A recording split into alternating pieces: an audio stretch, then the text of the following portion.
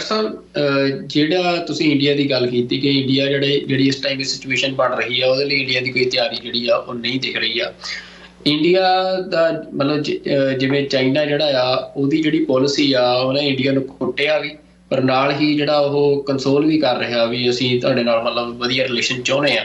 ਤੇ ਦੂਜੇ ਪਾਸੇ ਅਮਰੀਕਾ ਜਿਹੜਾ ਆ, ਅਮਰੀਕਾ ਵੀ ਲਗਾਤਾਰ ਜਿਹੜੀ ਆਪਣੀ ਚੂੜੀ ਆ ਉਹ ਟਾਈਟ ਕਰ ਰਿਹਾ, ਭਾਵੇਂ ਉਹ ਸਿੱਖ ਫੈਕਟਰ ਦੇ ਉੱਤੇ ਹੋਵੇ, ਖਾਲਿਸਤਾਨ ਫੈਕਟਰ ਦੇ ਉੱਤੇ ਹੋਵੇ, ਚਾਹੇ ਉਹ ਅਸੀਂ ਦੇਖ ਰਹੇ ਹਾਂ ਕਿ ਨੌਰਥ ਈਸਟ ਦੇ ਵਿੱਚ ਜਿਹੜੀ ਕੁਕੀਲੈਂਡ ਦੀ ਗੱਲ ਆ ਉਹਦੇ ਤੇ ਇੰਡੀਅਨ ਜਿਹੜੇ ਐਨਾਲਿਸਟ ਨੇ ਉਹ ਲਗਾਤਾਰ ਵੈਸਟ ਨੂੰ ਕ੍ਰਿਟਿਸਾਈਜ਼ ਕਰ ਰਹੇ ਆ। ਤੇ ਬੰਗਲਾਦੇਸ਼ ਦੇ ਵਿੱਚ ਜਿਹੜਾ ਮਤਲਬ ਨੌਰਥ ਈਸਟ ਦਾ ਏਰੀਆ ਬੜਾ ਟਰਬੂਲੈਂਟ ਆ ਤੇ ਉੱਥੇ ਬੰਗਲਾਦੇਸ਼ ਦੇ ਵਿੱਚ ਵੀ ਵੈਸਟ ਦੇ ਉੱਤੇ ਜਿਹੜੀ ਆ ਉਹਨੂੰ ਕ੍ਰਿਟਿਸਾਈਜ਼ ਕੀਤਾ ਜਾ ਰਿਹਾ ਇੰਡੀਅਨ ਐਨਾਲਿਸਟ ਦੇ ਵੱਲੋਂ। ਤਾਂ ਇੰਡੀਆ ਦੀ ਜਿਹੜੀ ਪਾਲਿਸੀ ਆ ਉਹ ਇੱਕ ਪਾਸੇ ਚਾਈਨਾ ਨੂੰ ਵੀ ਆਪਣੇ ਲਈ ਖਤਰਾ ਦੱਸਦਾ, ਦੂਜੇ ਪਾਸੇ ਇੰਡੀਅਨ ਐਨਾਲਿਸਟ ਅਮਰੀਕਾ ਨੂੰ ਵੀ ਆਪਣੇ ਲਈ ਖਤਰਾ ਦੱਸਦੇ ਆ। ਪਰ ਇੰਡੀਆ ਦੋਨਾਂ ਦੇ ਨਾਲ ਜਿਹੜੇ ਰਿਲੇਸ਼ਨ ਆ ਉਹ ਮਤਲਬ ਇੱਕ ਤਰ੍ਹਾਂ ਦੇ ਨਾਲ ਉਹਨਾਂ 'ਚ ਬੈਲੈਂਸ ਬਣਾ ਕੇ ਰੱਖਣ ਦੀ ਕੋਸ਼ਿਸ਼ ਕਰ ਰਿਹਾ, ਜਿਹੜੀ ਉਹਦੀ ਫੋਰਨ ਪਾਲਿਸੀ ਦੇਖ ਰਹੀ ਆ। ਤਾਂ ਤੁਹਾਨੂੰ ਕੀ ਲੱਗਦਾ ਕਿ ਕੀ ਇੰਡੀਆ ਇਸ ਅਪਰੋਚ ਦੇ ਵਿੱਚ ਕਾਮਯਾਬ ਹੋਵੇਗਾ, ਜਾਂ ਫਿਰ ਜਿਹੜੀ ਇਹ ਟਰਬੂਲੈਂਸ ਅਸੀਂ ਆਲ ਓਵਰ ਦੀ ਗਲੋਬ ਦੇਖ ਰਹੇ ਆ ਉਹਦਾ ਇੰਡੀਆ ਦੇ ਉੱਤੇ ਬਹੁਤ ਖਤਰਨਾਕ ਸਾਨੂੰ ਉਹਦੇ ਜਿਹੜੇ ਕੋਈ ਇੰਪਲੀਕੇਸ਼ਨਸ ਆ ਉਹ ਦੇਖਣ ਨੂੰ ਮਿਲ ਸਕਦੀਆਂ ਨੇੜਲੇ ਭਵਿੱਖ 'ਚ? ਦੇਖੋ, ਮੇਰੇ ਮਨ ਦੀਆਂ ਨਜ਼ਰਾਂ ਸਾਹਮਣੇ ਪਲੇਟੋ ਦਾ ਇੱਕ ਡਾਇਲੋਗ ਹੈ ਜਾਂ ਲਿਖਤ ਹੈ ਦੀ ਰਿਪਬਲਿਕ, ਜਾਂ ਕੱਲਾ ਰਿਪਬਲਿਕ ਹੈ ਸ਼ਾਇਦ। ਉਹਦੇ 'ਚ ਉਹਨੇ 2-3 ਆਪਸ਼ਨਸ ਡਿਸਕਸ ਕੀਤੀਆਂ। ਉਹਨੇ ਕਿਹਾ ਕਿ ਜੇ ਪਾਵਰ ਜਿਹੜੀ ਹੈ ਉਹ ਵਾਰੀਅਰਸ ਦੇ ਕੋਲ ਹੋਏ, ਜਿਹੜੇ ਲੋਕ ਜੰਗਜੂ ਤਬੀਅਤ ਦੇ ਨੇ, ਲੜਾਕੇ ਤਬੀਅਤ ਦੇ ਨੇ, ਤੇ ਉਹ ਸਟੇਟ ਕਿਵੇਂ ਹੋਏਗੀ, ਕਿਵੇਂ ਉਹਨੂੰ ਰਨ ਕੀਤਾ ਜਾ ਸਕਦਾ, ਜਾਂ ਉਸ ਸਟੇਟ ਦਾ ਹਾਲ ਕੀ ਹੋਏਗਾ। ਉਹਨੇ ਕਿਹਾ ਜੀ ਉਸ 'ਚ ਉਤਸ਼ਾਹ ਬੜਾ ਹੋਏਗਾ, ਉਹ ਜਿਹੜੀ ਹੈ ਅੱਗੇ ਨੂੰ ਵੀ ਵਧੇਗੀ, ਪਰ ਐਟ ਪੀਸ ਨਹੀਂ ਹੋਏਗੀ ਵਿਦ ਦਾ ਨੇਬਰਸ, ਕਿਉਂਕਿ ਇਲਾਕਾ ਵਧਾਉਣ ਦੀ ਉਹਨਾਂ ਦੀ ਚਾਹਨਾ ਹੋਏਗੀ ਔਰ ਇਵੈਂਚੁਅਲੀ ਜਿਹੜਾ ਹੈ ਉੱਥੇ ਲੜਾਈ ਝਗੜੇ ਰਹਿਣਗੇ, ਉਹਨਾਂ ਦਾ ਐਂਬੀਸ਼ਨ ਉਹਨਾਂ ਨੂੰ ਹੋਰ ਇਲਾਕੇ ਫਤਹ ਕਰਨ ਵੱਲ ਲਿਜਾਏਗਾ। ਫਿਰ ਸੈਕਿੰਡ ਉਹਨੇ ਕਿਹਾ ਜੀ ਜੇ ਪਾਵਰ ਵਪਾਰੀਆਂ ਦੇ ਕੋਲ ਹੋਏ, ਟਰੇਡਰਸ ਦੇ ਕੋਲ ਹੋਏ, ਫਿਰ ਕੀ ਹੋਏਗਾ। ਤੇ ਉਹ ਕਿਉਂਕਿ ਪਲੇਟੋ ਸੁਕਰਾਤ ਦਾ ਸਟੂਡੈਂਟ ਸੀ ਔਰ ਬਹੁਤ ਸਾਰਾ ਜਿਹੜੀ ਲਿਖਤ ਹੈ ਸੁਕਰਾਤ ਨੇ ਤਾਂ ਆਪਣੀ ਜ਼ਿੰਦਗੀ 'ਚ ਕੋਈ ਲਫ਼ਜ਼ ਨਹੀਂ ਲਿਖਿਆ, ਉਹ ਤਾਂ ਬੋਲਿਆ ਹੀ ਹੈ। ਫਿਰ ਉਹਨੇ ਕਿਹਾ ਵੀ ਜੇ ਵਪਾਰੀਆਂ ਕੋਲ ਹੋਏ, ਉਹਨੇ ਕਿਹਾ ਜੀ ਉਹ ਬੜੀ ਪ੍ਰੋਗਰੈਸ ਕਰੇਗੀ ਸਟੇਟ, ਪ੍ਰੋਸਪੈਰਿਟੀ ਹੋਏਗੀ, ਗਵਾਂਢੀਆਂ ਨਾਲ ਵੀ ਪੀਸ ਹੋਏਗੀ, ਲੇਕਿਨ ਉਸ ਸਟੇਟ ਦੇ ਵਿੱਚ ਇਖਲਾਕੀ ਕਦਰਾਂ ਕੀਮਤਾਂ ਕਮਜ਼ੋਰ ਹੋਣਗੀਆਂ, ਕਿਉਂਕਿ ਜਿਹੜਾ ਟਰੇਡਰ ਹੈ, ਵਪਾਰੀ ਹੈ, ਉਹ ਇਖਲਾਕ ਨੂੰ ਵੀ ਟਰੇਡ ਇਨ ਕਰਦਾ। ਔਰ ਇਸਨੇ ਕਿਹਾ ਕਿ ਬਈ ਇਹ ਜਿਹੜਾ ਉੱਥੇ ਕੋਈ ਮੋਰੈਲਿਟੀ, ਇਖਲਾਕ ਜਾਂ ਇਖਲਾਕੀ ਵੈਲਿਊਜ਼ ਜਿਹੜੀਆਂ ਨੇ ਉਹ ਬਹੁਤ ਬੁਰੀ ਤਰ੍ਹਾਂ ਸਫਰ ਕਰਨਗੀਆਂ। ਐਂਡ ਦੈਨ ਕਨਕਲੂਜਨ ਦੇ ਵਿੱਚ ਜਿਹੜਾ ਲਫ਼ਜ਼ ਇੱਕ ਅਕਸਰ ਫਿਲੋਸਫਰ ਕਿੰਗ ਕਿਹਾ ਜਾਂਦਾ ਹੈ, ਇਹ ਉਸ ਰਿਪਬਲਿਕ 'ਚੋਂ ਹੀ ਨਿਕਲਦਾ ਹੈ ਵੀ ਜਿੱਥੇ ਉਹ ਲੋਕ ਜਿਹੜੇ 40 ਸਾਲ ਤੋਂ ਬਿਯੋਂਡ ਹੋਣ ਦੁਨੀਆ ਨਾਲੋਂ, ਜਿਨ੍ਹਾਂ ਦਾ ਰਾਬਤਾ ਉਹਨਾਂ ਨੇ ਤੋੜ ਲਿਆ ਹੋਏ, ਕੋਈ ਗਰੀਡ ਨਾ ਹੋਏ, ਕੋਈ ਪਰਸਨਲ ਨਾ ਹੋਏ, ਉਹ ਜਿਸ ਸੂਬੇ ਦੇ ਵਿੱਚ ਰੂਲਰ ਹੋਣਗੇ, ਫਿਲੋਸਫਰ ਕਿੰਗ ਜੇ ਬਣਨਗੇ, ਜਿਹਨੂੰ ਬਹੁਤ ਵਾਰ ਅਸੀਂ ਸੰਤ ਸਿਪਾਹੀ ਦੇ ਰੋਲ ਮਾਡਲ 'ਚ ਹਰ ਸਿੱਖ 'ਚੋਂ ਦੇਖਣ ਦੀ ਕੋਸ਼ਿਸ਼ ਕਰਦੇ। ਸੋ ਮੈਨੂੰ ਇਹ ਲੱਗਦਾ ਹੈ ਵੀ ਜਦੋਂ ਹੁਣ ਟਰੇਡ ਜਾਂ ਇਸ ਵੇਲੇ ਸਾਰੀ ਲੜਾਈ ਟਰੇਡ ਦੇ ਦੁਆਲੇ ਹੈ, ਔਰ ਵੈਸੇ ਵੀ ਇਨਸਾਨੀ ਹਿਸਟਰੀ 'ਚ 19th ਸੈਂਚੁਰੀ ਐਂਡ 'ਚ ਜੰਮਿਆ ਕਾਰਲ ਮਾਰਕਸ, ਜਿਹਦੇ ਮਾਰਕਸਿਜ਼ਮ ਦੀ ਥਿਓਰੀ ਨੇ ਅੱਧੀ ਦੁਨੀਆ ਨੂੰ ਜਿਹੜਾ ਤਬਾਹ ਕੀਤਾ 20th ਸੈਂਚੁਰੀ ਤੱਕ ਪਹੁੰਚਦੇ ਆ, ਸੋਵੀਅਤ ਯੂਨੀਅਨ ਵੀ ਉਹਦਾ ਹਿੱਸਾ ਬਣਿਆ। ਇਸ ਸਾਰੇ 'ਚੋਂ ਜੇ ਚਾਈਨਾ ਦੀ ਗੱਲ ਤੁਸੀਂ ਕੀਤੀ ਹੈ, ਔਰ ਚਾਈਨਾ ਦੇ ਸ਼ੀ ਜਿਨਪਿੰਗ ਤੋਂ ਪਹਿਲਾਂ ਜਿਹੜਾ ਪ੍ਰੈਜ਼ੀਡੈਂਟ ਸੀ, ਉਹਨੂੰ ਇੱਕ ਪ੍ਰੈਸ ਕਾਨਫਰੰਸ 'ਚ ਪੁੱਛਿਆ ਗਿਆ ਸੀ ਕਿ ਜੀ ਤੁਹਾਡੀ ਤਾਂ ਮਾਰਕਸਿਜ਼ਮ ਸੀ ਔਰ ਤੁਸੀਂ ਹੁਣੇ ਫ੍ਰੀ ਟਰੇਡ ਵਰਲਡ ਦੇ ਥੱਲੇ WTO ਔਰ ਇਹ ਸਾਰੀਆਂ ਜਿਨ੍ਹਾਂ ਨੂੰ ਤੁਸੀਂ ਬਿਲਕੁਲ ਤਬਾਹੀ ਦਾ ਕਾਰਨ ਔਰ ਹੈਵਸ ਕਹਿੰਦੇ ਸੀ, ਇਹਦੇ 'ਚ ਤੁਸੀਂ ਜਿਹੜਾ ਆਪਣੇ ਆਪ ਵੜੇ ਹੋ ਅਤੇ ਤੁਹਾਡੇ ਮਾਰਕਸਿਜ਼ਮ ਦਾ ਕੀ ਬਣਿਆ। ਅਤੇ ਉਹਨੇ ਇੱਕ ਗੱਲ ਕਹੀ, ਉਹਨੇ ਕਿਹਾ ਕਿ it doesn't matter the colour of the cat is black or white, ਇਹ cat should know how to catch mice, ਕਿ ਵੀ ਬਿੱਲੀ ਦਾ ਰੰਗ ਕਾਲਾ ਜਾਂ ਚਿੱਟਾ ਮੈਟਰ ਨਹੀਂ ਕਰਦਾ, ਉਹਨੂੰ ਚੂਹੇ ਫੜਨੇ ਹੋਣੇ ਚਾਹੀਦੇ ਨੇ। ਸੋ ਮੈਂ ਇਹ ਸਮਝਦਾ ਹਾਂ ਵੀ ਚਾਈਨਾ ਦੀ ਬਹੁਤ ਵਾਈਜ਼, ਔਰ ਜੇ ਮੈਂ ਅਮਰੀਕਾ ਦੀ ਧਰਤੀ 'ਤੇ ਬੈਠ ਕੇ ਗੱਲ ਕਹਿ ਰਿਹਾ, ਸ਼ਾਇਦ ਅਮਰੀਕਨਾਂ ਦੇ ਇੰਟਰਸਟ ਨਹੀਂ ਹੈ, ਪਰ ਮੈਨੂੰ ਇਹ ਲੱਗਦਾ ਹੈ ਵੀ ਜਿਸ ਅੰਦਾਜ਼ ਦੇ ਵਿੱਚ ਚਾਈਨਾ ਨੇ ਆਪਣੇ ਆਪ ਨੂੰ ਹਾਲਾਂਕਿ ਉੱਥੇ ਕੋਈ ਮਨੁੱਖੀ ਵੈਲਿਊਜ਼ ਹੱਕਾਂ ਦੀਆਂ ਨਹੀਂ ਨੇ, Xi Jinping lifetime president ਬਣਿਆ, ਕੋਈ ਵੀ ਡਾਈਸੈਟ ਦੀ ਆਵਾਜ਼ ਦਬਾ ਦਿੱਤੀ ਜਾਂਦੀ ਹੈ, ਕੋਈ ਵੀ ਕਰਪਟ ਕਿਸੇ ਬੰਦੇ ਦੀ ਕਹਾਣੀ ਸਾਹਮਣੇ ਆਉਂਦੀ ਉਹ ਬੰਦਾ ਹੀ ਗਾਇਬ ਹੋ ਜਾਂਦਾ ਹੈ। ਲੇਕਿਨ ਹੈਵਿੰਗ ਸੈਡ ਦੈਟ ਜਿਵੇਂ ਚਾਈਨਾ ਨੇ ਵਰਲਡ ਵਿਜ਼ਨ ਦੇ ਤੌਰ ਦੇ ਉੱਤੇ ਆਪਣੇ ਆਪ ਨੂੰ ਆਪਣਾ ਪਸਾਰਾ, ਤੁਸੀਂ ਦੇਖੋਗੇ ਕਿ ਸਾਊਥ ਅਮਰੀਕਾ 'ਚ ਪੀਰੂ 'ਚ ਆ ਕੇ ਬੈਠੇ ਨੇ, ਇੱਧਰ ਇਜ਼ਰਾਈਲ ਤੱਕ ਉਹਨਾਂ ਦੀ ਪਹੁੰਚ ਹੈ, ਇੱਧਰੋਂ ਪਨਾਮਾ ਤੋਂ ਉਹਨਾਂ ਦਾ ਭਾਵੇਂ ਇਨਫਲੂਐਂਸ ਟਰੰਪ ਨੇ ਘਟਾਇਆ ਲੇਕਿਨ ਇੱਥੇ ਹੈ। ਔਰ ਕੁੱਲ ਮਿਲਾ ਕੇ ਤੁਸੀਂ ਉਹਨਾਂ ਦਾ ਓਵਰਆਲ ਯੂਰਪ ਦੇ ਵਿੱਚ ਦੇਖੋ ਕਿ ਉਹਨਾਂ ਦਾ ਇਨਫਲੂਐਂਸ ਹੈ। ਸੋ ਇਸ ਸਾਰੇ ਦੇ ਚੱਲਦਿਆਂ ਮੈਂ ਸਮਝਦਾ ਵੀ ਇੰਡੀਆ ਨਾ ਤਾਂ ਕੋਈ ਮਿਲਟਰੀ ਮਾਈਟ ਦੇ ਤੌਰ 'ਤੇ ਚਾਈਨਾ ਦਾ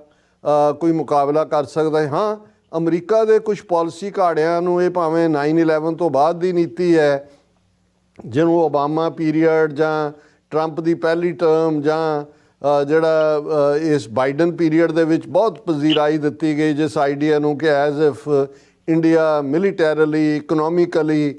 ਜਿਹੜਾ ਉਹ ਚਾਈਨਾ ਦੇ ਬਰਾਬਰ ਖੜਾ ਕੀਤਾ ਜਾਏ। ਉਹਦੇ ਲਈ ਲਫ਼ਜ਼ ਵੀ ਜਿਹੜਾ ਉਹ ਇਹੀ ਇਸਤੇਮਾਲ ਕਰਦੇ ਸੀ ਕਿ ਜੀ ਅਸੀਂ ਉਸ ਦੇ ਬਰਾਬਰ ਉਹਨੂੰ ਖੜਾ ਕਰ ਰਹੇ ਹਾਂ। ਲੇਕਿਨ ਮੈਨੂੰ ਇਹ ਲੱਗਦਾ ਵੀ ਦੋਵੇਂ ਪਾਸਿਓਂ ਮਿਲਟਰੀ ਮਾਈਟ ਦੇ ਤੌਰ 'ਤੇ ਇੰਡੀਆ ਦੀ ਫੇਲਿਅਰ 2020 'ਚ ਸਾਹਮਣੇ ਆਈ, ਗਲਵਾਨ ਵੈਲੀ, ਔਰ ਉਸ ਤੋਂ ਬਾਅਦ ਜਿੰਨੇ ਸੈਕਟਰ ਸੀ ਜਿਹੜਾ India the line of actual control ਦੇ ਉੱਤੇ ਬਾਰਡਰ ਲੱਗਦਾ ਹੈ, ਉਹ ਪੈਂਗੋਂਗ ਸੋ ਲੇਕ ਹੋਏ, ਡੈਪਚੋਂਗ ਹੋਏ, ਰਾਦਰ ਉਸ ਤੋਂ ਪਹਿਲਾਂ 2017 ਦੇ ਵਿੱਚ ਡੋਕਲਾਮ ਦੇ ਮੁੱਦੇ ਦੇ ਉੱਤੇ, ਹਾਲਾਂ ਡੋਕਲਾਮ ਦਾ ਬਾਰਡਰ ਕੋਈ ਨਹੀਂ ਸੀ ਲੱਗਦਾ ਇੰਡੀਆ ਨਾਲ, ਪਰ ਬਦੋ ਬਦੀ ਅਮਰੀਕਾ ਨੂੰ ਇਨਫਲੂਐਂਸ ਕਰਨ ਲਈ ਭੂਟਾਨ ਰਾਹੀਂ ਇਹਨਾਂ ਨੇ ਚਾਈਨਾ ਦੇ ਨਾਲ ਪੰਗਾ ਲਿਆ ਸੀ। ਮਿਲੀਟੈਰਲੀ ਵੀ ਇਹਨਾਂ ਨੇ ਜਿਹੜੀ ਹੈ ਥੋਰੋ ਬੀਟਿੰਗ ਲਈ ਹੈ, ਔਰ ਇਕਨੋਮਿਕਲੀ ਈਵਨ ਜਿਹੜੀਆਂ ਕੁਝ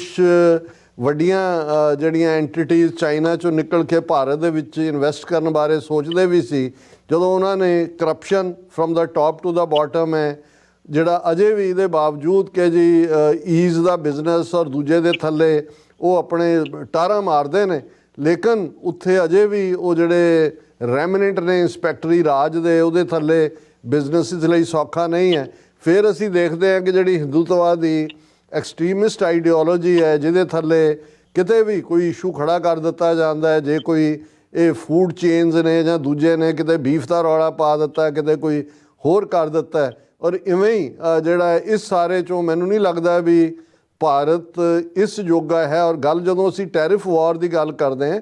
ਚਾਈਨਾ ਨੇ ਕੋਈ ਬੰਦੂਕ ਦੀ ਨੋਕ ਦੇ ਉੱਤੇ ਦੁਨੀਆ 'ਚ ਆਪਣੀ ਥਾਂ ਨਹੀਂ ਬਣਾਈ ਹੈ। ਚੀਪ ਪ੍ਰੋਡਕਸ਼ਨ ਔਰ ਹਿਊਮਨ ਨੇਚਰ ਹੈ, ਸਾਨੂੰ ਅਸੀਂ ਜਾਣਦੇ ਹਾਂ ਜਿੰਨੇ ਸਾਡੇ ਲਿਮਟਿਡ ਰਿਸੋਰਸ ਹੁੰਦੇ ਨੇ ਉਹਨਾਂ ਦੇ ਨਾਲ ਹੀ ਅਸੀਂ ਟ੍ਰੇਡ ਕਰਦੇ ਹਾਂ ਜਾਂ ਚੀਜ਼ ਖਰੀਦਦੇ ਹਾਂ ਐਵਰੇਜ ਕਸਟਮਰ। ਸੋ ਮੈਂ ਸਮਝਦਾ ਵੀ ਚਾਈਨਾ ਨੇ ਜਿਵੇਂ ਘੱਟ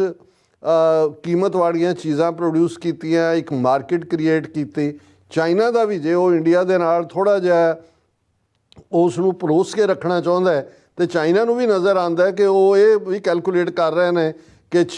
$800 ਬਿਲੀਅਨ ਦੀ ਟ੍ਰੇਡ ਡੈਫਿਸਿਟ ਵਾਲਾ ਅਮਰੀਕਾ, ਜੇ ਉਹਦੀ ਅੱਧਾ ਟ੍ਰੇਡ ਵੀ ਕੱਟਿਆ ਜਾਂਦਾ ਤਾਂ ਉਹਦੀ ਅਲਟਰਨੇਟ ਮਾਰਕੀਟ ਕਿੱਥੇ ਹੋਏ, ਤੇ ਉਹ ਬਹੁਤ ਸਾਰੇ ਜਿਹੜੇ ਪ੍ਰੋਡਕਟ ਨੇ ਉਹ ਤਾਂ ਚੀਪਰ ਵਾਲੇ ਹੀ ਨੇ, ਉਹ ਇੰਡੀਆ ਨੂੰ ਐਜ਼ ਏ ਮਾਰਕੀਟ ਵੀ ਦੇਖਦੇ ਨੇ। ਸੋ ਇਹ ਸਾਰਾ ਪਾਰਟ ਆਪਣੀ ਥਾਂ 'ਤੇ, ਪਰ ਅਮਰੀਕਾ ਨੇ ਇੱਕ ਪਾਰਟ ਜਿਹੜਾ ਜਿੰਨੀ ਥੋੜ੍ਹੀ ਬਹੁਤ ਵਾਸ਼ਿੰਗਟਨ DC ਦੇ ਓਪੀਨੀਅਨ ਮੇਕਰਸ ਦੇ ਨਾਲ ਸਾਡਾ ਥੋੜ੍ਹਾ ਬਹੁਤ ਰਾਬਤਾ ਹੈ, ਜਾਂ ਜਿਸ ਤੋਂ ਇਹ ਨਜ਼ਰ ਆਉਂਦਾ ਹੈ ਵੀ ਇੱਕ ਪਾਰਟ ਕਲੀਅਰ ਹੈ ਵਿਦਿਨ ਜਿਹੜੀਆਂ ਇਹਨਾਂ ਦੀਆਂ 3-4 ਇੰਸਟੀਟਿਊਸ਼ਨਸ, ਉਹ ਪੈਂਟਾਗਨ ਹੋਏ, CIA ਹੋਏ ਜਾਂ ਸਟੇਟ ਡਿਪਾਰਟਮੈਂਟ ਹੋਏ, ਉਹ ਇੱਕ ਇਹ ਮੰਨ ਕੇ ਤੁਰਦੇ ਨੇ ਕਿ ਜੀ ਚਾਈਨਾ ਨੂੰ ਹੀ ਫੋਕਸ ਕਰਕੇ ਐਜ਼ ਏ ਐਨਮੀ ਰੱਖਿਆ ਜਾਏ, ਇੰਡੀਆ ਦੀਆਂ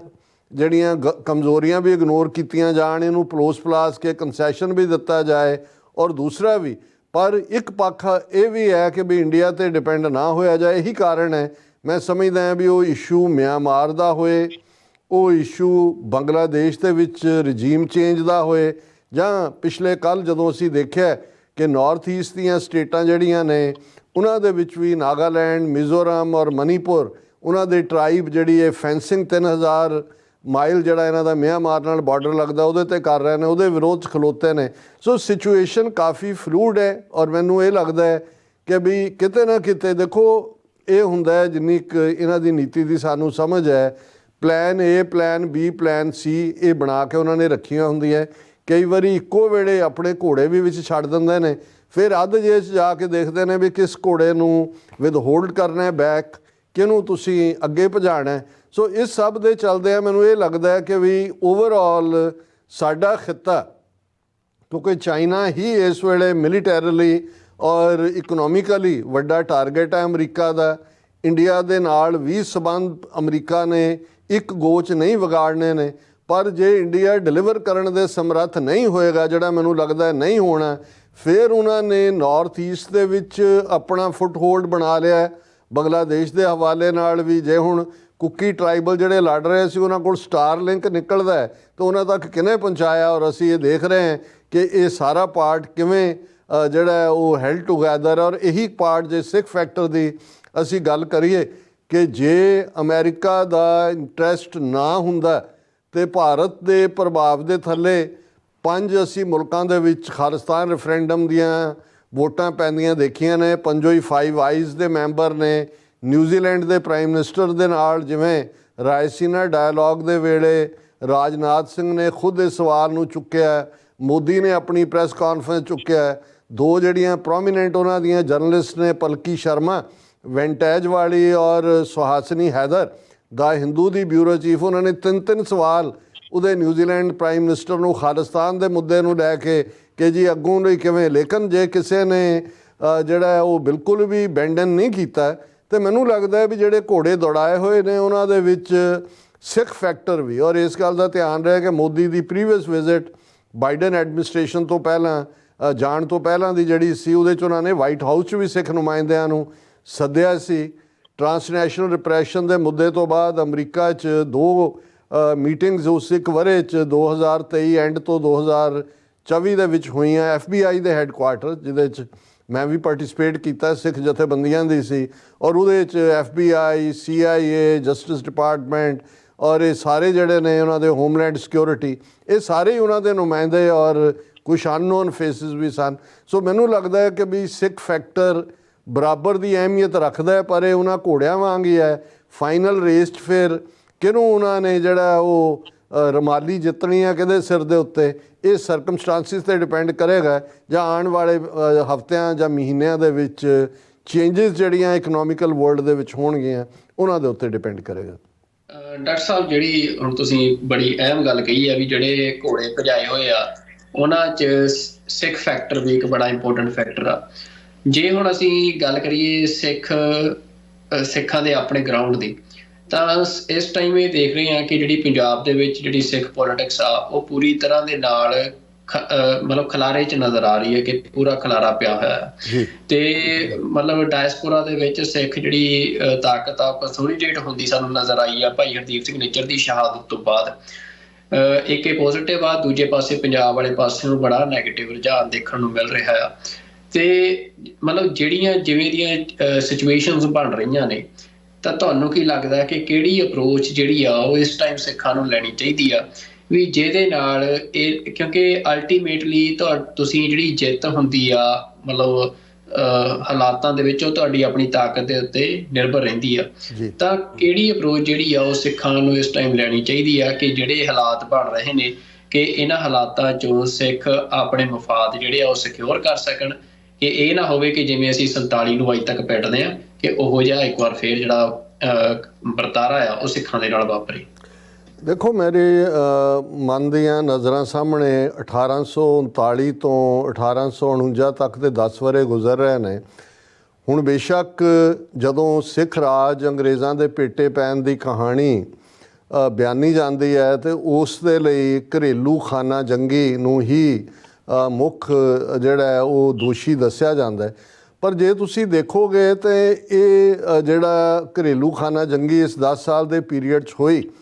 ਇਹਨਾਂ ਦੀਆਂ ਤਾਰਾਂ ਅੰਗਰੇਜ਼ਾਂ ਦੇ ਨਾਲ ਜੁੜੀਆਂ ਹੋਈਆਂ ਸੀ। ਕਿਵੇਂ ਉਹਨਾਂ ਨੇ ਡੋਗਰਿਆਂ ਨੂੰ ਵੀ ਆਪਣੇ ਕਲਾਵੇ 'ਚ ਲਿਆ ਹੋਇਆ ਸੀ, ਆਲਰੇਡੀ ਕਮਿਊਨੀਕੇਸ਼ਨ ਸੀ। ਸੰਧਾਵਾਲੀਏ ਸਰਦਾਰ ਜਿਹੜੇ ਇੱਕ ਸਟੇਜ ਦੇ ਉੱਤੇ ਤਾਂ ਬਾਰਡਰ ਕ੍ਰਾਸ ਕਰਕੇ ਅੰਗਰੇਜ਼ਾਂ ਦੀ ਸ਼ੈਲਟਰ ਚਲੇ ਗਏ, ਵਾਪਸ ਆਏ ਔਰ ਉਹਨਾਂ ਨੇ ਸ਼ੇਰ ਸਿੰਘ ਔਰ ਉਹਦੇ ਮੁੰਡੇ ਪ੍ਰਤਾਪ ਸਿੰਘ ਦਾ ਮਰਡਰ ਕੀਤਾ। ਹਾਲਾਂ ਦੋਨੋਂ ਸੰਧਾਵਾਲੀਏ ਸਰਦਾਰਾਂ ਦੀ ਬਹੁਤ ਵੱਡੀ ਕੰਟਰੀਬਿਊਸ਼ਨ ਸੀ ਸਿੱਖ ਰਾਜ ਸਥਾਪਿਤ ਕਰਨ 'ਚ, ਮਹਾਰਾਣੀ ਚੰਦ ਕੌਰ ਦੇ ਨਾਲ ਰਿਸ਼ਤੇਦਾਰੀਆਂ। ਪਰ ਇਹ ਜਿਹੜਾ ਪਾਰਟ 1849 1846 ਦੇ ਵਿੱਚ ਪਹਿਲੀ ਜਿਹੜੀ ਹੈ ਜੰਗ ਹਿੰਦ ਪੰਜਾਬ ਹੁੰਦੀ ਹੈ, ਐਂਗਲੋ ਸਿੱਖ ਵਾਰ, ਔਰ 1849 'ਚ ਦੂਸਰੀ ਹੁੰਦੀ ਹੈ ਜਿਹੜੀ ਜਿਹਦੇ ਤੋਂ ਬਾਅਦ ਸਿੱਖ ਰਾਜ ਖਤਮ ਹੁੰਦਾ ਹੈ। ਪਰ ਇਸ ਦੇ ਲਈ ਅੰਗਰੇਜ਼ਾਂ ਦਾ ਹੀ ਵੱਡਾ ਰੋਲ ਸੀ। ਜਿਸ ਲੈਵਲ ਦੀ ਖਾਨਾ ਜੰਗੀ ਔਰ ਜਿਸ ਲੈਵਲ ਦੇ ਉੱਤੇ ਇੱਕ ਦਾ ਦੂਜੇ 'ਤੇ ਬੇਵਿਸ਼ਵਾਸੀ ਪੈਦਾ ਕਰਨਾ, ਜੇ ਅੱਜ ਜਿਵੇਂ ਤੁਸੀਂ ਪੰਜਾਬ ਦੇ ਸਿਨੇਰੀਓ ਦੀ ਗੱਲ ਕੀਤੀ ਹੈ ਤੇ ਮੈਨੂੰ ਇਵੇਂ ਨਜ਼ਰ ਆਉਂਦਾ ਹੈ ਵੀ ਇੱਕ ਧਿਰ ਜਿਹੜੀ ਹੈ ਉਹ ਡੋਗਰਿਆਂ ਦੀ ਹੈ, ਇੱਕ ਸੰਧਾ ਵਾਲੀਆਂ ਦੀ ਹੈ, ਇੱਕ ਅੱਧੇ ਜਿਹੜੇ ਵਿਚਾਰੇ ਸ਼ਾਮ ਸਿੰਘ ਅਟਾਰੀ ਵਾਲਾ ਵਰਗੇ ਜਾਂ ਦੂਜੇ ਨੇ ਉਹ ਨਿਰਾਸ਼ ਹੋ ਕੇ ਜਾ ਕੇ ਆਪੋ ਆਪਣੀ ਪਿੰਡੋ ਪਿੰਡੀ ਜਾ ਬੈਠੇ ਨੇ। ਔਰ ਅਮਿਤ ਸ਼ਾਹ ਜਿਹੜਾ ਕਦੇ ਇਹ ਤਾਰ ਖਿੱਚਦਾ ਕਦੇ ਉਹ ਤਾਰ ਖਿੱਚਦਾ, ਔਰ ਆਲਰੇਡੀ ਉਹਨਾਂ ਨੇ ਸਰਾਊਂਡਿੰਗ, ਜੇ ਅਸੀਂ ਹਜ਼ੂਰ ਸਾਹਿਬ, ਪਟਨਾ ਸਾਹਿਬ, ਹਰਿਆਣਾ ਕਮੇਟੀ ਔਰ ਜੰਮੂ ਕਸ਼ਮੀਰ ਬੋਰਡ, ਇਹਨਾਂ ਸਾਰਿਆਂ ਤੋਂ ਬਾਅਦ ਹੁਣ ਜਿਹੜੀ ਰਹਿੰਦ ਖੂੰਹਦ ਜਾਂ ਸਾਡਾ ਇੰਸਟੀਟਿਊਸ਼ਨਸ ਦੇ ਉੱਤੇ ਭਰੋਸਾ, ਖਾਸ ਤੌਰ 'ਤੇ ਅਕਾਲ ਤਖਤ ਜਾਂ ਜਿਹੜੀ ਜਿਸ ਨੂੰ ਜੇ ਅਸੀਂ ਇੱਕੋ ਇੱਕ ਲੀਗਲ ਬਾਡੀ ਜਿਹਦੇ ਥੱਲੇ ਐਟਲੀਸਟ 1200 ਕਰੋੜ 12 ਅਰਬ ਰੁਪਏ ਦੇ ਬਜਟ ਦੀ ਕਮੇਟੀ ਜਿਹਨੂੰ ਗਲਤ ਇਹ ਕਹਿੰਦੇ ਨੇ ਜਿਹੜੇ ਮਿੰਨੀ ਪਾਰਲੀਮੈਂਟ ਕਹਿੰਦੇ ਨੇ, ਲੇਕਿਨ ਇੱਕ ਤੁਹਾਡੇ ਕੋਲ ਜਿਹਨੂੰ ਤੁਸੀਂ ਇੱਕ ਕਨਸਟੀਟਿਊਸ਼ਨਲ ਬਾਡੀ ਹੈ, ਹੁਣ ਉਸ ਦੇ ਉੱਤੇ ਫਾਈਨਲ ਉਹਨਾਂ ਨੇ ਉਵੇਂ ਹੀ ਕਰਨਾ ਕਬਜ਼ਾ ਜਿਹੋ ਜਿਹਾ ਹਾਲ ਉਹਨਾਂ ਨੇ ਵਕਫ ਬੋਰਡ ਅਮੈਂਡਮੈਂਟ ਬਿੱਲ ਦੇ ਨਾਂ ਥੱਲੇ ਕੀਤਾ। ਸੋ ਇਹਦੇ 'ਚ ਕੋਈ ਸ਼ੱਕ ਨਹੀਂ ਹੈ ਕਿ ਜਿਵੇਂ ਤੁਸੀਂ ਪੁੱਛਿਆ, ਇਹ ਹਰ ਜਿਹੜਾ ਸੁਹਿਰਦ ਸਚਿਆਰਾ ਗੁਰੂ ਨੂੰ ਪਿਆਰ ਕਰਨ ਵਾਲਾ ਪੰਥ ਦੇ ਲਈ ਫਿਕਰਮੰਦ ਸਿੱਖ ਆ ਇਵੇਂ ਹੀ ਸੋਚਦਾ। ਪਰ ਮੈਨੂੰ ਇਹ ਲੱਗਦਾ ਹੈ ਕਿ ਵੀ ਜੇ ਕੁੱਲ ਮਿਲਾ ਕੇ ਅੱਜ ਦੇ ਕੌਂਟੈਕਸਟ ਦੇਖੀਏ ਤੇ ਜਿੰਨਾ ਨੰਬਰ ਅੱਜ ਡਾਇਸਪੋਰਾ ਸਿੱਖਾਂ ਦਾ ਹੈ, ਕਲੋਜ਼ ਟੂ 5 ਮਿਲੀਅਨ, ਮੈਂ ਇਸ ਫਿਗਰ ਨੂੰ ਦਿੰਦਾ, ਇਹ ਇੰਨੇ ਪਾਵਰਫੁਲ ਐਂਟੀਟੀ ਦੇ ਤੌਰ 'ਤੇ ਨੇ। ਔਰ ਪੰਜਾਬ ਦਾ ਜੇ ਕਾਮਨ ਸਿੱਖ ਕਹਿਣਾ ਹੋਏ, ਇਹ ਠੀਕ ਹੈ ਕਿ ਅਪਰ ਲੀਡਰਸ਼ਿਪ ਲੈਵਲ 'ਤੇ ਜੇ ਅੱਜ ਕੋਈ ਸਾਨੂੰ ਪੁੱਛੇ ਕਿ ਭਾਈ ਤੁਸੀਂ ਕਿਹਦੇ 'ਤੇ ਇਤਬਾਰ ਕਰੋ, ਤਾਂ ਇੰਡੀਵਿਜੂਅਲੀ ਸ਼ਾਇਦ ਕਿਸੇ 'ਤੇ ਵੀ ਸਾਡਾ ਫੇਥ ਨਾ ਜਾਏ।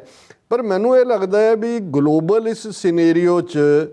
ਜਿੰਨੀ ਅਵੇਅਰਨੈਸ ਦਾ ਲੈਵਲ ਇਸ ਵੇਲੇ ਐਵਰੇਜ ਪੰਜਾਬ ਦੇ ਸਿੱਖ 'ਚ ਹੈ, ਮੈਂ ਆਲਮੋਸਟ 4 ਦਹਾਕੇ ਪਹਿਲਾਂ ਉਸ ਧਰਤੀ ਤੋਂ ਨਿਕਲਿਆ, ਮੈਨੂੰ ਉਸ ਪੀਰੀਅਡ ਦਾ ਵੀ ਪਤਾ ਹੈ ਜਦੋਂ ਕਿ ਕੋਈ ਕਮਿਊਨੀਕੇਸ਼ਨ ਦਾ ਸਾਧਨ ਨਹੀਂ ਸੀ। ਅੱਜ ਭਾਵੇਂ ਇੱਕ ਅਸੀਂ ਜਦੋਂ ਉਸ ਪੀਰੀਅਡ ਨੂੰ ਗੋਲਡਨ ਦੌਰ ਦੇ ਤੌਰ 'ਤੇ ਦੇਖਦੇ ਹਾਂ, ਸੁਨਹਿਰੀ ਦੌਰ ਕੁਰਬਾਨੀਆਂ ਦਾ ਔਰ ਸ਼ਹਾਦਤਾਂ ਦਾ ਵੀ, ਬਹਾਦਰੀ ਦਾ ਵੀ, ਪਰ ਜੇ ਤੁਸੀਂ ਗਰਾਊਂਡ 'ਤੇ ਦੇਖੋ ਤੇ ਉਦੋਂ ਆਮ ਲੋਕਾਂ ਨੂੰ ਪਤਾ ਹੀ ਨਹੀਂ ਸੀ ਵੀ ਕੀ ਹੈ। ਜਿੰਨੇ ਕਿ ਇਨਵੋਲਵ ਸੀ ਉਹਨਾਂ ਨੂੰ